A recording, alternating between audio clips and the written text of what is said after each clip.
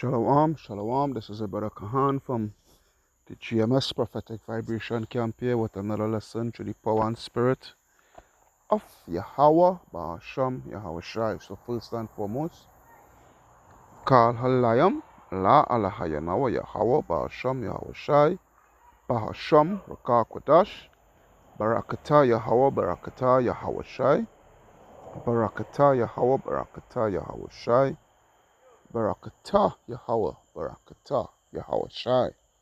Double honors unto the apostles and elders of Great Millstone that rule well. Peace, blessings, salutations unto the brothers who preaching and teaching this truth through the four corners of the earth, risking their lives and the freedom to do so no more than ever for this truth. Shalom unto the speckled bird Israelites who looks like the other nations but are Israel through their forefatherly lineage. And shalom unto the very few but faithful Akwats, which is the sisters. Alright, the name of this video, alright, this lesson is one body in yahwahshi. Alright, not knowing the scriptures. Alright, because there's to the brothers and sisters, you would notice that there's a lot of videos going about by the Akiams, who is in this truth, that is members of the Great Millstone Camp. Alright, have to do some cleaning, of some dirty doctrines, some wicked doctrines, evil doctrines, doctrines of devils. Alright, by one body in yahwahshi, where they were saying that the Herodians were some wicked Israelites. Alright, they pushing a doctrine that the Herodian dynasty were Israelites, when that is far from the truth. There's too much information out, alright, proving that the Herodian dynasty, alright, that they were Edomites. Too much. Herod was an Idumean, an Edomite. Alright? And for you to be pushing that doctrine here in this time here and before your congregation, alright, it shows the level of wickedness. Alright? It shows the level of being inapt with not knowing the scripture, not knowing history, And as with the group chat that the group chat, we have the WhatsApp chat, that we have the brothers from brothers from GMS around the world, the son voice note, was saying, this is the reason why, others be coming down on the brothers in my camp where history is concerned. Now, I ain't no big historian, but I have, I try my best, to dab into the history as best as I could, as much as I could, alright? Because if you don't know history, especially history that lines up with the scriptures, alright, anybody could trip you up. And the thing is, for example, the congregation of one body in yahwahshi, alright, they don't know history, so they will be tripped up. Alright? They will be misled. Alright? Because history coincides with the Bible and the Bible coincides with history. Because the Bible is the most accurate history book in the world. Alright? So, and the thing about it is, one more thing before I start, this this this this just goes to show, you know, you guys have one body in yahwahshi, and all the rest of camps always come down upon GMS because we talk the facts that we have 100% truth. And this just goes to show that you all are keep on proving us right all the time. Because for you to say that Herod was Israelite and his descendants were Israelites, you ought to be freaking mad, boy. It proves that you don't have 100% truth. Alright? The scripture talks about a little leaven in the whole lump, you know, the whole lump. And that leaven you preaching, it shows that your whole lump is leaven. Alright? Because the other type of madness that you teach your people. Alright? So without further ado, enough rambling. This is we say we have 100% truth, and hey, we back it up by scripture. Yeah? 1 Thessalonians 5:21, it reads what? Prove all things. Alright? Prove all things, hold fast that which is good. So we having 100% truth. We always prove that to you all. Alright? And why we prove, how come we are able to prove that to you all? Let's see. Let's see. Let's see. Alright? 2 Timothy 2:15. Study to show thyself approved unto Yahweh, a workman that needed not to be ashamed, rightly dividing the word of truth. Alright? So we study this word, you know, we study this word and we study history. Alright? We study history because the Bible is the most accurate history book in the world. Point blank period. So you guys are not studied, you guys are not well studied, and you get angry when we call you up upon it for your doctrines of devils. I wonder if I could pull that up in the blue letter here, boy.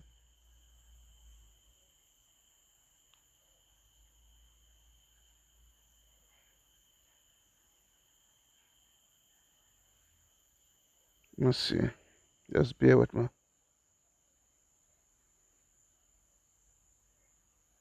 Oh, chat.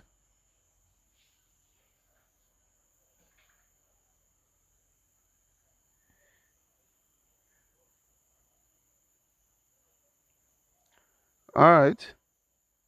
Alright. Alright. There's 1 Timothy 4:1. Let me go to it now. I'm not if I can read it from right here. Let me go to the scripture. 1 Timothy 4:1. Let me go to the scripture.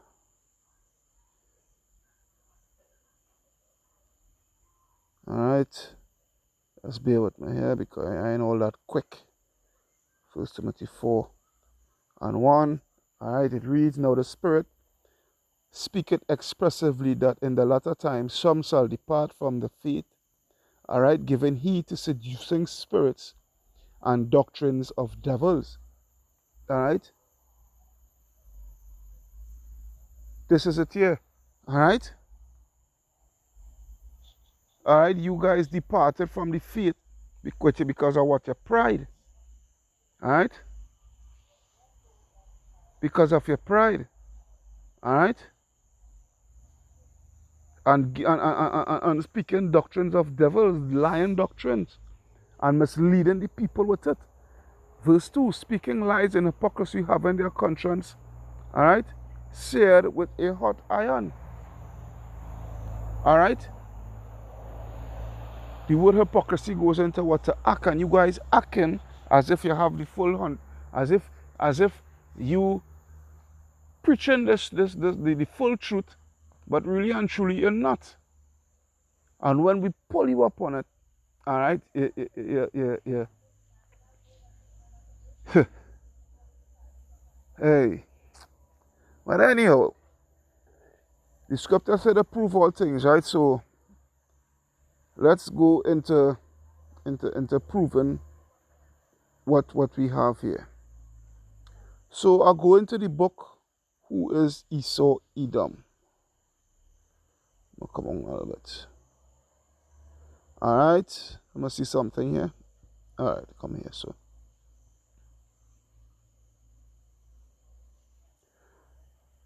Alright. I'll start with the introduction a little bit and then I will jump. Alright. Alright, so this is the introduction, alright, starting from the top. The title of this book is Who is Esau Edom? Alright. The title of this book poses a question which may well prove to be the most important question in understanding the Bible, history, and world events. Alright? History and world events. Who is Esau Edom? Esau was the firstborn son of Isaac, who was the son of Abraham, with whom Yahweh had made a special covenant with, okay, which was Abraham. The Bible tells us the story that Esau would have a destiny unique and separate from that of his twin brother Jacob. The dissimilar and conflicting destinies of these two individuals would affect the course of history to the present day. All right. Continuing, this material presents the strong meat of Yahweh Power's word, which is intended to edify and nourish strong Christians, which is the Israelites. All right. They were first called Christians in Antioch, which was who the Israelites. It thus is specifically intended for those who have advanced to the stage, all right, for those who have advanced, not staying on a low level, but advancing themselves by studying, all right, to show themselves approved and getting the proper understanding of the scriptures, all right, and not being a low level. And I'm talking about the Psalms, like some cool, all that is just deal with is the Psalms and the Psalms and the Psalms. The scripture talk about what? Eat the whole rule, right? Eat the whole rule, all right? You wouldn't get understanding of the Bible by just only reading the Psalms, all right? You have to know the historical events and all these things. So continuing, all right, and to nourish strong Christians, they give you a scripture, Hebrew 5:12-14. It thus is specifically intended for those who have advanced to the stage of understanding the racial perspective of the Bible. All right, because the Bible does deal with race. The Most High God, He does deal with race.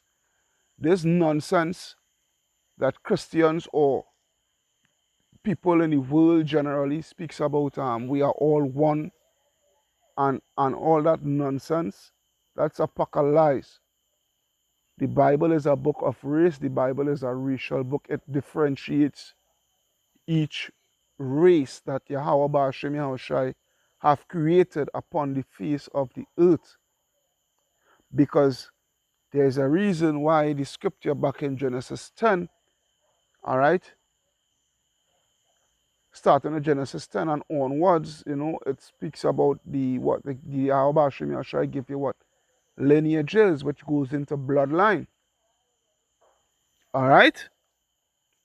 So it's only those who have an advanced stage, who have reached an advanced stage of understanding, will come to the true knowledge of the racial aspect of the scriptures. Because Yahweh Ba'ashem Yahushai does deal with race. It's only a fool would not be able to understand that. All right? In revealing the mysteries of the scripture surrounding Esau Edom, this book deals with the history, all right, the history, prophecy, ethnology, which goes into ethnicity, all right, which is race, providence, symbology, and eschatology. This book traces the life and destiny of Esau and his descendants, the Edomites, and their relationship to Jacob, which two names into Israel, to the Most High Yahweh, to historical and current events, to other races, plus their prophecy in judgment. Okay? A main goal of this material is to reveal the plans and ways of Yahweh regarding the role of Esau and his descendants in the world. Thus, this book may well provide the definitive answers to the world's most perplexing questions. All right? Continuing on the other page. To help answer the question of who is Esau Edom, the first necessary step is to examine the racial and genealogical history of Esau and his descendants. So you have to deal with race. You have to deal with it head on. All right? Especially to you Christians. Jumping up in the Christian church and what have you. Yeah? And don't know one shit. Don't have a clue what is going on. All right? Esau was the life and history of Esau. All right? I'm not going through this whole thing, but I'll be jumping around to go to the meat and prove. All right? Prove everything what we are saying through the power and the spirit of Yahweh Ba'ashem Yahushai.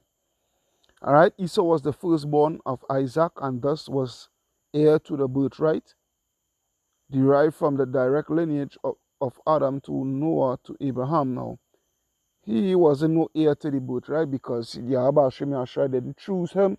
He chose Israel. Alright? This is Yahweh Hashem Yahushua show. Alright? Thus Esau was racially an Adamite. Alright? A Semite, or Shem, not Sem, but Shem, and a Hebrew. He's a Hebrew Shemite. Alright? A Hebrew Edomite Salakia, a Hebrew Edomite. Alright? The racial, alright, which is the racial stock of the white race, the so-called white man. Alright? The so-called white man derived from Esau. Alright? That is his racial ancestral lineage. Continuing. Nah. I will jump down. I don't go through all that. Alright. Esau and the Edomites dwelt in Mount Seir. Alright. Which is Genesis 36 and 8 to 9. But they stole that land, that mountain. They stole that land from the Horites. Which were a bunch of Hamites. Which today as the so-called Africans, alright? Alright, the word Horite means cave dweller, alright? And Esau Edom took that landmass from these Africans, alright, and what have you. Alright? Alright, so yeah, Esau and the Edomites dwelt in Mount Seir, which Yahweh gave to Esau for a possession. Alright, this land was also known as Idumea. Alright, Idumea, and I see they give you a scripture, which is Isaiah 34 and 6. Alright, and also Isaiah 34 and 6, right? The land of Edom, Mount Seir, lies south of the Dead Sea, stretching south towards seaports at Eilat. Alright, and including the ravine known as Petra, as you can see here. They give you a map. Alright, and what have you. Okay, so continuing. After the conquest of Judah by the Babylonians, some of the Edomites who had mixed with the Jews in their land, we settled with them in Judea. Alright, Jeremiah 40, 11 to 12. Alright. 2 centuries later, all of Edom was driven out of Mount Seir by the Alright, but not only by the Babylonians, but by the Nabateans, right? But if you go back to Jeremiah, because I think that's why they're giving you the scripture here, because Yahweh Hashem Yahshua had prophesied through the mouth of Jeremiah that the Babylonians would go on a serious conquest, because the Babylonians, they didn't just take down Israel alone. All right, they take down the Edomites, the Moabites, all right, the Ammonites, the Egyptians, all right, a good bit in these nations. One by one, Yahweh Hashem Yahshua had used the Babylonians to conquer these nations and bring them down to their knees. That's the reason why when you read the scriptures in Jeremiah, Yahweh Hashem Yahshua was forbidding the remnant of the children of Israel who wasn't taken captive by the Babylonians to do not go into Egypt for help. All right, because he already had his agenda concerning the Egyptians by the way of the Babylonians. All right? And that is just a cut also too for Egyptology. All right? The Edomites were driven from Petra westward by the Nabateans in 312 BC, and before the middle of the 2nd century BC, they were occupying not only southern Judah but also Hebron and the country to its north as far as Bethsur. All right, and they give you scriptures in the Apocrypha. All right, now the Nabateans, let me see. Yeah, the Nabateans, they were a bunch of Arabs. All right, they were a bunch of Arabs. So continuing, we go into the points now here, the serious points here now. Okay, to prove the Nabateans now occupied Mount Seir, and the Edomites were driven into the old territory of Judah. The Maccabean family, a remnant of the true Judahites, and ruled Judea from 166 to 37 BC and under Judas Maccabee. All right, they give you the scriptures here in the Apocrypha. That is why the Apocrypha is very important. All right, we captured the city of Hebron from the Edomites in 164 BC. During the time of John Hyrcanus, from 135 to 105 BC, the nephew of Judas. All right. Now, John Hyrcanus, you will get the historical events of him from the book of Josephus. I can't give you the exact book, but just research it. Do your research, study to show thyself approved. All right, and you will get the accounts there, right, in the book of Josephus. All right. So yeah, all right. During the time of John Hyrcanus, the nephew of Judah, the Judahites were again faced with the hostility of the Idumeans, because when you read 1st and 2nd Maccabees, all right, you would see, right, which was really going into the Grecian captivity, the Hellenization of the Israelites by these Grecians, by the so-called white man. All right. You would see that it was Esau Edom, all right? They gave us a lot of hell, all right? It's actually these so-called white people, you know, that was coming up against us from since that time, all right? So, continuing, Hyrcanus confronted the Edomites, causing a decisive change in the relations between the two factions. John Hyrcanus conquered the whole of Edom and undertook the forced conversion of its inhabitants to Judaism. All right. Well, actually, the forced conversion to following our laws, statutes, and commandments, which was a whole mad scene there he did. All right, a whole mad scene there he did, and we will prove to you why. Thenceforth, the Edomites became a section of the Jewish people. All right, this is where you get your Jewish people from now. All right, because the word ish is a suffix pertaining to or to be like. All right, that's why they call themselves Jewish. Okay, and not because they are not the actual Jews. They are not the children of Israel. They are not the children of Jacob. They are the children of Abraham and Isaac, but not Abraham, Isaac, and Jacob. All right, these Edomites, these so-called white people. Thus, at this juncture of the time, the Edomites were then incorporated with the Jews nation, and their country was called by the Greeks and Romans Idumea. All right, And you could see a particular name there, Ptolemy. All right. But the tide turned in favor of the Edomite faction when Julius Caesar, who was a Roman, a so-called white man, all right, when Julius Caesar made Antipater an Edomite, all right, Antipater an Edomite, procurator of Judea, all right, gave him that kingship, all right, over Judea, all right, in 47 BC, when Antipater was killed. 4 years later, his son, all right, Herod gained power, but was rejected by the Judahites. All right, his son Herod gained power, but was rejected by the Judahites. All right, because why? They know for a fact that he does not belong on the throne because he's not of the lineage of David. He is not of the lineage of David, and he is not an Israelite. All right? All right. Herod shrewdly gained the support of Rome, right? Because why? That is his people, and they wanted to have a firm grip, all right, over the nation of Israel, over the Jews, in fact, all right, over the southern kingdom, because the northern kingdom had already left long time ago, all right. With a Roman army at his heels, he returned to Palestine, and after a 6-month siege, he captured Jerusalem and became king of Judea in 37 BC.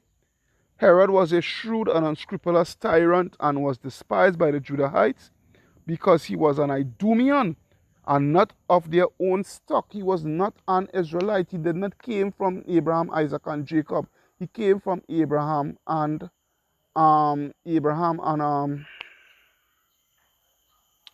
Isaac, Salakia. All right? Yahwahshi put aside Esau. All right?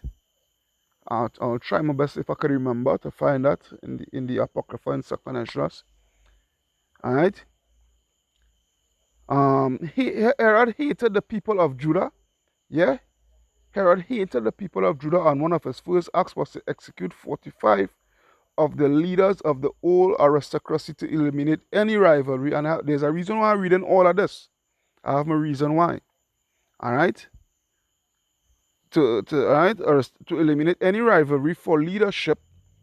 Having secured the kingship, Herod next destroyed the priestly line of Hyrcanus, and the last being Antigonus, who taunted Herod with his Idumean origin and asserted that the kingdom should fall one of the royal family.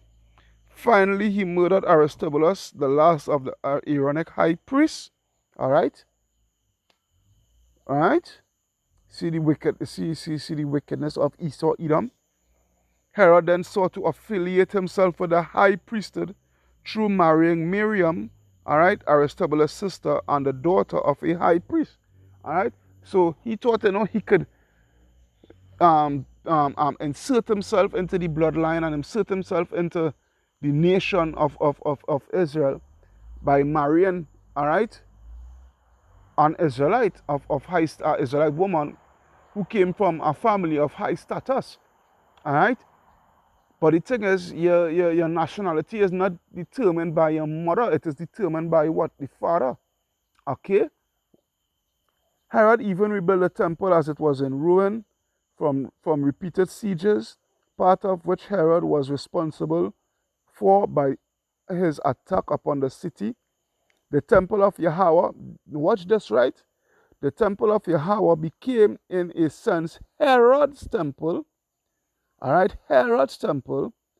We thus find that in the years just before the time of Hamashiach, Judea was controlled by an Edomite faction. An Edomite faction who usurped the Judahite name. All right, who took over the Judahite name, called themselves Jews. All right, land and heritage. All right, so they usurped the Judahite name, land and heritage. Under Hyrcanus, the Edomites were forced to be part of following our laws, statutes, and commandments, which was going off.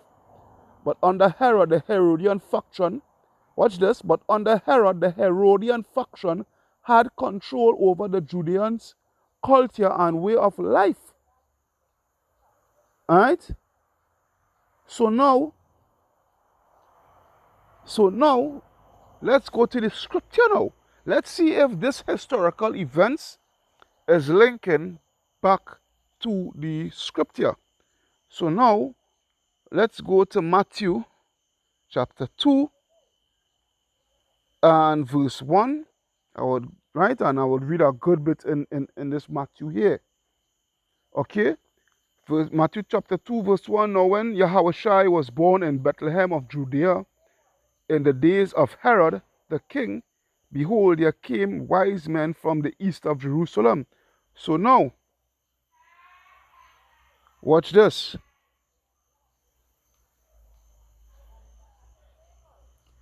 Watch this. Come on. Strong's G 2264. Herodes. Herodes. All right. Herodes, right? In the Greek, right? Herodes, right? Heroic. All right, heroic. The name of a royal family that flourished. All right, the word Herod means heroic because he was a serious man of war. He was a mighty man of war. All right. The name of a royal family that flourished among the Jews in the time of Hamashiach and the apostles. Herod the Great was the son of Antipater of Idumea. So you see in here the scriptures lining back with the historical event that I had read for you in the book, Who is Esau Edom? So the scriptures not lying. All right? I'm gonna come out of this. I'm gonna come out of this a bit and go to Romans 1. Romans 1 and Romans 1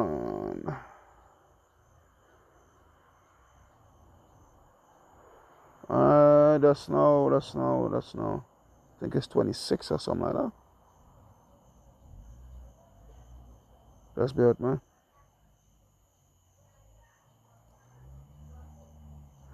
This is Romans 1 and 25. It reads, who changed the truth of Yahweh into a lie? All right? Who changed the truth of Yahweh into a lie? One body in Yahwahshi. All right? Here it is, the scriptures and the line up with the historical event. The historical event line up with the scriptures. But you guys teaching a whole bag of nonsense, a whole bag of lies. All right? Let me see if I could type in this here.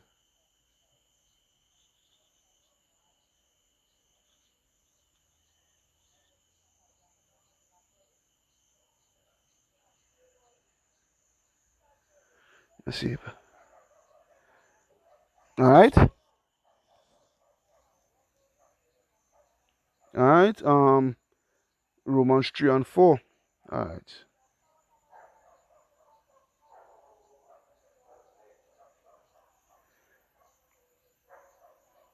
All right. This is Romans 3, and I'll start at verse 3. It reads, for what if some did not believe? So what if we are one body in Yahwahshi do believe that Great Millstone has the 100% truth? All right? That they could correct you and rebuke you, all right, concerning your wicked doctrine of devils that you're teaching. For what if some didn't believe? What if all they didn't believe? Shall their unbelief make the faith of Yahweh without effect? Shall your unbelief of us having the 100% truth, all right, and bringing out this truth and showing you that Herod and his dynasty, going down to his descendants, they were Edomites, all right? For what if you didn't believe that? All right? Verse 4. Yahweh forbid. All right? Yea, let Yahweh be true. All right? Which is, let Yahweh be true, and let the elders and apostles of Great Millstone, all right, the true leaders of Israel under the power of Yahweh Ba'asham Yahushai, all right, That we preach is 100% true that Yahweh has given unto us, but every man a liar, all right? Which is you guys and all these other camps, HY, HODC, Sakari, all these other camps, all right?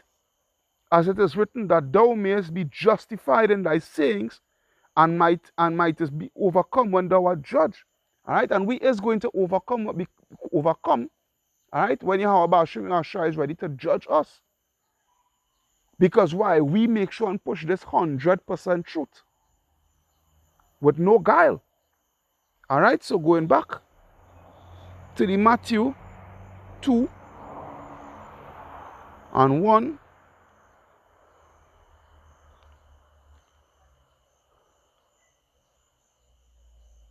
All right. All right. So, right, so watch this. So we see in here, he was the son of Antipater of Idumea, appointed king. This is Herod, right? I'm going back to Matthew 2 and 1 concerning Herod.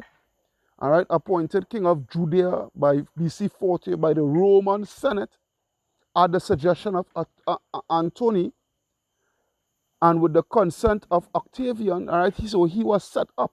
All right, he did not came from the lineage of David, all right, to rightfully sit on the throne. He was put up by his own people, all right, to usurp the authority over the true people who is supposed to be sitting on the throne. All right. He at length overcame the great opposition which the country made to him and took possession of the kingdom by BC 37. And after the battle of Actium, he was confirmed by Octavian, whose favor he ever enjoyed. He was brave and skilled in war, learned and sagacious, but also extremely suspicious and cruel. Hence he destroyed the entire royal family of the Hasmoneans, put to death many of the Jews that opposed his government, and proceed to kill even his elderly beloved wife Miriam of the Hasmonean. All right, who are the Hasmonean? Israel, the Israelites. All right, they were Levites. All right, and his two sons she had born for him. By these acts of bloodshed, and especially by his love and imitation of Roman customs, institutions, and by the burdensome taxes imposed upon his subjects, he so alienated the Jews that was unable to reign their favor by his splendid restoration of the temple. All right? Although he tried to build over the temple and whatnot, he still wasn't having acceptance from the true Judahites. All right? He died in the 70th year of his age, the 37th year of his reign, the fourth before the Dionysian era. In his closing years, John the Baptist and Hamashiach were born. Matthew narrates that he commanded all the male children under 2 years old in Bethlehem to be slain, and we will show you the reason why. Herod's surname Antipater, this was his son, was the son of Herod the Great and Malchus of a Samaritan woman. After the death of his father, he was appointed by the Romans Tetrarch of Galilee and Pereira, all right, which means he was a governor. His first wife was a daughter of Aretas, king of Arabia, but he subsequently repudiated her and took to himself Herodias, the wife of his brother Herod Philip. And in consequence, Aretas, his father-in-law, made war against him and conquered him. All right? He cast John the Baptist into prison because John had rebuked him for his unlawful connection. So you see here, this was King Herod's son. Yeah, the one who killed John the Baptist was King Herod's son. It wasn't actually King Herod the Great itself. It was one of his sons. All right? Because he rebuked, when they go to the scripture, you will see he was rebuking him for the adultery. Him and Herod's sister-in-law, who he took from his brother, was rebuking him, and that's why he was put to death. All right? All right? And afterwards, at the instigation of Herodias, he ordered him to be beheaded. Induced by her, he went to Rome to obtain the emperor title of king, but in consequence of the accusations brought against him by Herod Agrippa I, Caligula banished him. All right? So what that's going down now. Herod Agrippa the first was the son of Aristobulus and Bernice, and grandson of Herod the Great. After various changes in fortune, he gained favor of the Caligula and Claudius, of Caligula and Claudius. These were Romans, all right? To such a degree that he gradually obtained the government of all of Palestine with the title of king. He died at Caesarea, AD 44, at the age of 54, in the seventh or the fourth reckoning of the existence of the dominions by Claudius. All right, Claudius Caesar. All right, these men were Caesars. All right, year of his reign, just after having ordered James the apostle, son of Zebedee, to be slain and Peter to be cast in prison. Herod Agrippa the second, the son of Herod Agrippa the first, when his father died, he was a youth of 17. In AD 48, he received from Claudius Caesar the government of Chalcis with the right of appointing, with the right of appointing the Jewish high priest, together with the care and oversight of the temple at Jerusalem. So remember, we just read in the book who is Esau Edom, where the Herodian dynasty, they start to usurp authority on the land and everything, all the customs, everything, the priesthood, everything. All right. So we see in here, look at here. Look at right here in the scriptures here. All right. With the right of appointing the Jew high priest, together with the care and oversight of the temple at Jerusalem. Because remember, in the book also, when Herod built back the temple, it was what they were saying. It wasn't the Most High's temple. It was Herod's temple, because he was the one calling the shot. All right. Because remember, he is not an Israelite. He was given control and what have you by the Romans and whatnot, and he started to take over. All right, and start to usurp himself and start to insert himself and his people within our heritage. All right. So let's continue. 4 years later, Claudius took from him Gallus and gave him instead a larger domain of Batanea, Trachonitis, and Golanitis, with the title of king. To those reigned Nero, all right, Emperor Nero, in AD 53, added Tiberias and Tarichea and Perinion Julia with 14 neighboring villages. All right. So what that shows you here, and you have more to go down. All right. And 14 neighboring villages. He is mentioned in Acts 25 and 26.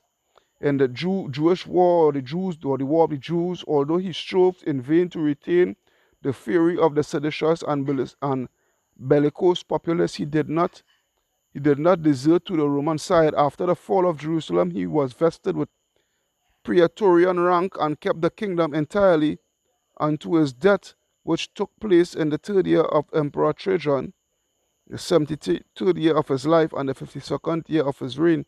He was the last representative of the Herodian dynasty. But coming back up to this year now, all right, where he received from Claudius Caesar the government with the right of appointing the Jew high priest and what have you, together with the care of the oversight of the temple and what have you.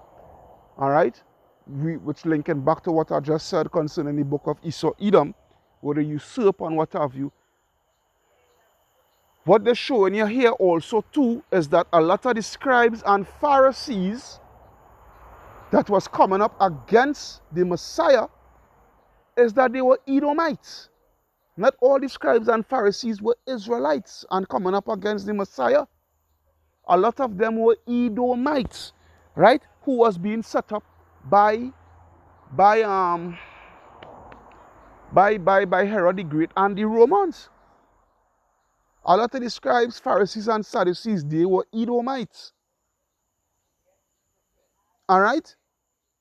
So then how you could come and talk this nonsense that the Herodian dynasty were Israelites? You ought to be out of your mind. So let's go back to the scripture. This is Matthew 1. All right, now when Matthew 2 and 1 Salakia, now when Yahwahshi was born in Bethlehem of Judea in the days of Herod the king, behold, there came wise men from the east of Jerusalem, saying, where is he that is born King of the Jews? For we have seen his star in the east, which was actually a chariot, which was, you know, which they were as a so-called UFO, but it was actually a chariot, right? And we came to worship him. When Herod the king had heard these things, he was troubled. Why was he troubled? Because he was seeing that his seat, all right, was being, he had thinkings unto himself that, hey, he's going to be overthrown, all right, by this true king, all right? Because, hey, the following the law, statutes, and command, which was been taught to them and what have you, and they know about they know concerning the scriptures, concerning the Messiah to come. So when the Messiah came on the scene, all right, he was seeing the Messiah as a threat. All right, his seat was being threatened. All right, his seat was being threatened. That's why he was troubled within mind, and all Jerusalem with him. Not right, which was who? Those other Edomites. All right. And when he had gathered all the chief priests and scribes of the people together, he demanded of them where Hamashiach should be born. And they said unto him, let me see, for we have seen his star in the east, and we are come to worship him. When Herod the king had heard these things, he was troubled, and all Jerusalem. All right, good, right. And when he had gathered all the chief priests and scribes together, he demanded that where Hamashiach should be born, and they said unto him, in Bethlehem of Judea, for thus it is written by the prophet. All right? But thou, Bethlehem, in the land of Judea, are not the least among the princes of Judah, for out of thee shall come a governor that shall rule my people Israel. All right? Which goes back into Isaiah 56, I think, and 53. All right? I think. I ain't going through that for time's sake. Then Herod, when he had privily called the wise men, inquired of them diligently what time the star appeared, and he sent them to Bethlehem and said, go and search diligently for the young child, and when he have found him, bring me word again, that I may come and worship him also. All right? That is the seat of this Edomite. When they had heard the king, they departed, and lo, the star which they saw in the east went before them till it came and stood over where the young child was. When they saw the star, they rejoiced with exceeding great joy. And when they came into the house, they saw the young child with Mary, his mother, and fell down and worshipped him. And when they had opened their treasures, they presented unto him gifts, gold and frankincense and myrrh. And being warned of Yahweh in a dream that they should not return to Herod, they departed to their own country another way. And when they departed, behold, the angel of the Lord appeared to Joseph in a dream, saying, arise, and take the young child and his mother, and flee into Egypt, and be thou there until I bring thee word, for Herod will seek the young child to destroy him. Chat, man. When he arose, he took the young child and his mother by night and departed into Egypt. And when he was there until the death of Herod, that it might be fulfilled, which was spoken of the Lord by the prophet, saying, out of Egypt I have called my son. Then Herod, when he saw that he was mocked of the wise men, was exceeding wroth, and sent forth and slew all the children that were in Bethlehem, and in all the coasts thereof, from 2 years old and under, according to the time which he had diligently inquired of the wise men. All right, so because he know that the true king is coming, he know the true king has come upon the earth, so he was threatened. All right. When you go to Revelation 12, they talk about the dragon seek to destroy the remnant and what have you, It's talking about the Roman Empire. It's talking about the Roman Empire, but you could also insert this here with the Herodian dynasty. All right? Because they were all about usurping authority and having the Israelites under their foot. All right? And destroying them and what have you. All right? This nonsense that you're teaching, hey boy, yahwahshi is going to destroy. And the thing about it is, Yahweh Hashem Yahushua is using you all on the left hand side actually. For us here on the right hand side, the men of Great Millstone, starting with the apostles and the elders, to actually continually expose these Edomites. And when they really check it out, is really and truly to continually expose these Edomites, the elites, the Rothschilds, the Rockefellers, and what have you. And this is the reason why, this is our main reason why these elites hate us and hate the truth. Because they are continually being exposed. And when you all do stuff like that, we is going to pick up on it and correct you and correct it. And by doing that, it is helping in the exposure of Esau Edom, the so-called white man. All right? I will go to Titus 1 and 10 and end it off there.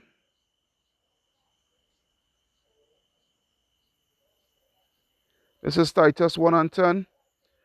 All right, for there are many unruly and vain talkers and deceivers, especially they of the circumcision, whose mouth must be stopped, who subvert whole houses, your whole blasted congregation, teaching things which they ought not to, for filthy lucre's sake. All right? You and IUIC and all you guys. Yeah, it is you all talking about putting the woman up and all that bag of nonsense. You know, for these silly women to fall for it, to come into your congregation and what have you, you know, because you know there is more money, more tithes and what have you. Yeah, but you all mouths must be stopped. All right? You all mouths must be stopped. Hope you was edified through the power and spirit of Yahweh Ba'ashem Yahushai. All right? Kalalayam la alahayanawa Yahweh Ba'ashem Yahushai Ba'ashem Akakodash. Double honors unto the apostles and elders of Great Millstone.